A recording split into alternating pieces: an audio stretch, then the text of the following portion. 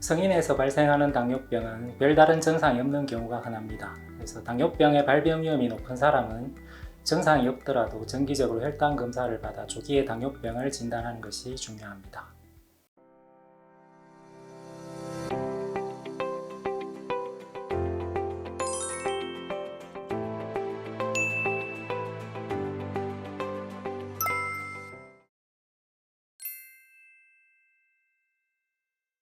안녕하세요. 부산백병원 내분비대사내과의 이순희입니다.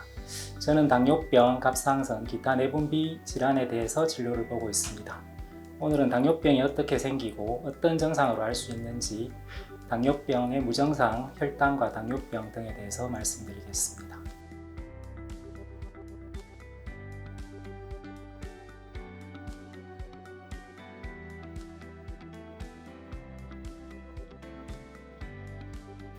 음식을 저희가 섭취하게 되면 소화가 되어서 포도당, 지방산, 아미노산 등으로 분해가 되게 되는데요.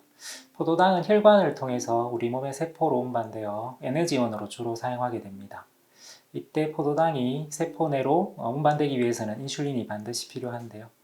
인슐린이 정상적으로 분비되면 혈관 속에서는 적정량의 포도당이 존재하지만 인슐린이 적게 분비되거나 정상적으로 기능이 이루어지지 않는 경우에는 저희가 혈당이 올라가게 됩니다. 당뇨병은 혈당 조절에 필요한 인슐린 분비가 거의 되지 않는 인슐린의 절대적 분비 결핍으로 생기거나 인슐린 저항성과 이러한 인슐린 저항성을 극복할 만한 충분한 인슐린을 분비하지 못하는 상대적 인슐린 분비 결핍 등의 여러 요인으로 인해 혈당이 비정상적으로 올라가는 질환입니다. 높아진 혈당은 전신의 혈관과 조직을 손상시켜서 다양한 합병증을 또한 불러일으킬 수 있습니다.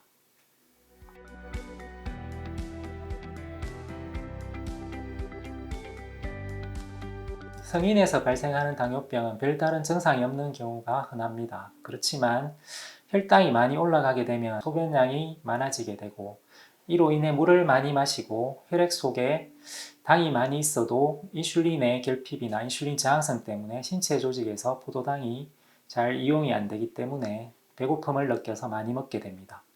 또한 혈당이 높을 경우 소변으로 포도당이 많이 빠져나가서 칼로리의 손실을 초래하게 되고 당뇨병 환자는 인슐린의 이러한 결핍이나 인슐린 저항성으로 인해서 포도당을 제대로 이용하기가 어렵습니다. 그렇게 되면 지방과 근육을 분해해서 에너지원으로 일부 이용하게 됨으로써 체중이 줄어드는 경우도 생길 수가 있습니다. 그 외 피로감이나 소화장애, 시력장애, 손발저림, 건조한 피부, 그리고 여성들 같은 경우는 외음부 가려움증이나 방광염 등의 증상이 나타날 수도 있습니다.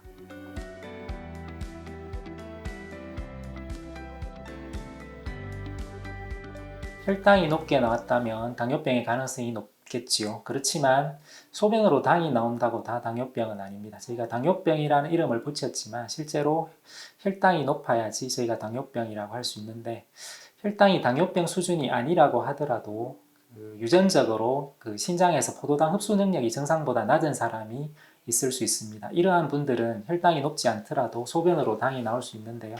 이를 신성당뇨병이라고 하여 당뇨병과는 구별하는데 이런 신성당뇨병은 치료가 필요하지는 않습니다.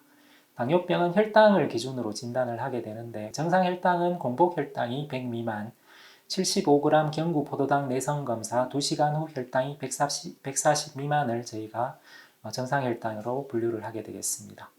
당뇨병의 진단 기준은 크게 4가지가 있는데요.